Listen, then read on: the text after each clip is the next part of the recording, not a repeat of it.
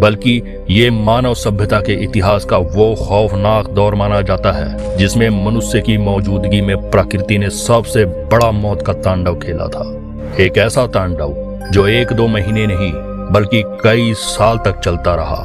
परिस्थितियां पहले जैसी बनने में 9 से 10 साल लग गए। आखिर ऐसा क्यों और कैसे हुआ था, यह आज हम आपको इस वीडियो के माध्यम से बताने जा रहे हैं। तो अंत तक बने रहे इस वीडियो के साथ और दिल थाम कर बैठ जाओ उस खौफनाक मंजर से रूबरू होने के लिए।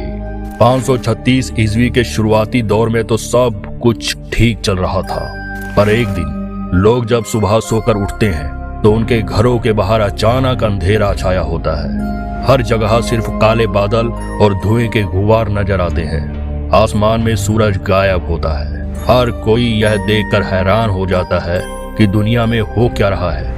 1-2 दिन तक लोगों को लगा कि सिर्फ मामूली तूफान या मौसम में परिवर्तन के कारण ऐसा हो रहा होगा, लेकिन धीरे धीरे जब इस धुएं और काले बादलों ने पूरे यूरोप से लेकर मिडल ईस्ट के देशों और एशिया के अधिकांश देशों को अपनी चपेट में लेना शुरू किया, तब इंसानों में खलबली मचना शुरू हो गई।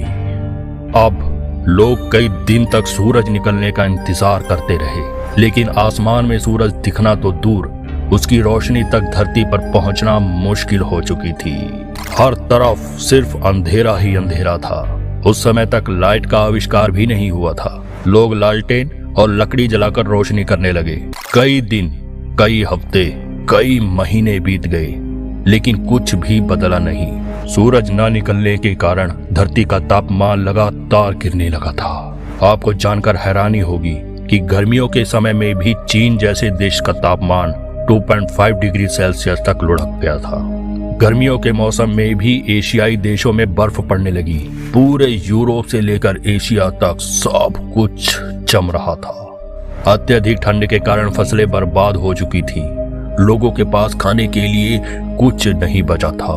हर कोई बस सूरज निकलने का इंतजार कर रहा था। लेकिन एक समय के बाद लोगों ने सूरज निकलने की उम्मीद भी छोड़ दी।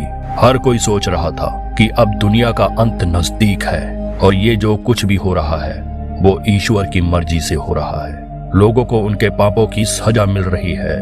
भयंकर अकाल और सूखे के कारण चारों तरफ भूखमरी फैलने लगी। ट्रॉपिक ऑफ कैप्रिकॉर्न यानी मकर रेखा के उत्तरी भाग में जीवन की कल्पना करना भी दुश्वार हो रहा था।